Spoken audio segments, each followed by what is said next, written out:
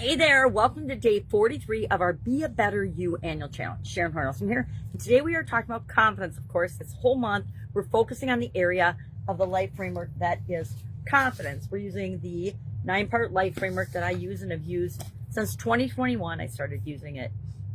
Prior to that, I just had a 7-part life framework that I learned from Tony Robbins and Jim Rohn's like in the 1980s. I know. Telling y'all how old I am. It's actually my youngest granddaughter's birthday today, so I'm pretty excited about that. We can have a little celebration. It'll be fun. So today we're thinking about and using the tools, a couple of tools. Our topic is visualization and pre-framing to increase your confidence and to ensure that you have more success than failure, and that things that we go after that are outside our comfort zone, we talked about that yesterday, are more likely to succeed than fail. And the truth is, we have a lot more successes in our lives than we ever have failures. We just give more weight to the failures for some reason. I don't know if it's the way we're raised, the way we're indoctrinated, our belief systems, but if you're anything like me, you probably do that too.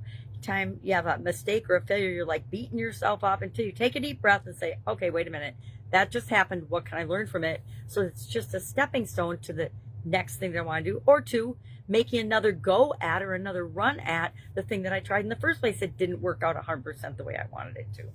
So visualization to me is practicing and seeing myself as if I've already achieved something that it is that I want to achieve. And I use this for everything. Famous athletes use this. There's been a ton of scientific study done on visualization and how powerful it is. I think every Olympic athlete nowadays, at least every winner, practices more in their mind than they actually practice in physically practice their event or their sport or their activity, because they've learned that the power of visualization, seeing yourself do things perfectly, executing your routine perfectly, making that speech without any mistakes or filler words, is very, very powerful. Actually, we need to never underestimate the power of practice. And that's, to me, what pre-framing is a little bit more about. It's seeing in my mind the event going perfectly, exactly as I want it to. Will it go exactly as you want to? Depends how often you visualize and pre-frame it.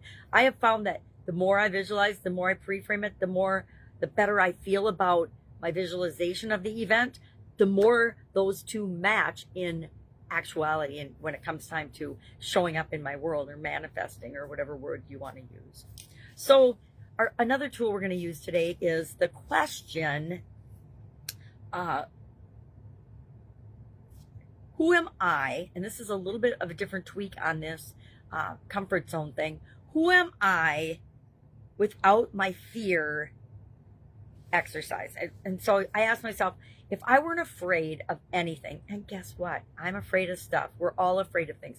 But if I weren't afraid of anything, if I weren't afraid of the outcome, if I weren't afraid of making a mistake, if I weren't afraid of fill in the blank, who would I be and how would I show up? And then start to embody those qualities. Start to say, okay, I would say yes to more things, kind of like yes and no person yesterday. I would volunteer more. I would volunteer at work more. I would speak up in meetings all the time when I feel like I have something of value and importance to say. I would not squish myself and say, oh, it's not that important. That's not a good perspective. I would just share it and let other people decide if it's an appropriate fit for the situation or not. So who am I without my fear? We're going to answer that question today, and we're going to write a paragraph about it. We're also going to begin visualizing ourselves as the most confident version of ourselves. What's the process for going about doing that? Well, make a list of the things you're afraid of. Anything you're afraid of or anything that holds you back, as you notice it, start jotting it down in your journal and then think about, how can I counteract this? A lot of times, and I learned this a long time ago, I don't know why I realized, I guess I was doing self-reflection, even though I wasn't consciously journaling and doing self-reflection. I realized, though, that when I was feeling afraid to do something, or I wanted to say no because I was outside my comfort zone, I wasn't really afraid of it. I just had never done it before. So I wasn't 100% confident that I could pull it off. And there's some things I volunteer for that I need to be 100% confident I can pull it off, at least in some way, shape, or form, before I'll say yes. And that was me before. Now I say yes to a whole lot more stuff that stretches my comfort zone than I ever would have in the past. Why? Because I know that's my fastest path to growth. So today, what are we doing? We're visualizing and pre-framing. To me, visualizing is longer term, what I really truly want to be. Pre-framing is situation by situation. How do I want to show up and perform in that specific situation? It's just practicing it in my mind before I actually do it, which is a form of visualization. So that, and then who am I without my fear? If you're brave and it's outside your comfort zone to just stretch a little bit, share in the comments below, who would you be without your fear? Share one thing you would do right now if fear weren't getting in your way. I think that's a really powerful thing to share, because as soon as you write it down, guess what? You're going to not be afraid to do it anymore, because you're more afraid of writing it down and letting the world know that you want to do that thing than you are of actually doing that thing. Let's think about that today. All right, if I can help you in any way, ask. Otherwise, have an awesome day, and I'll, of course, be with you tomorrow.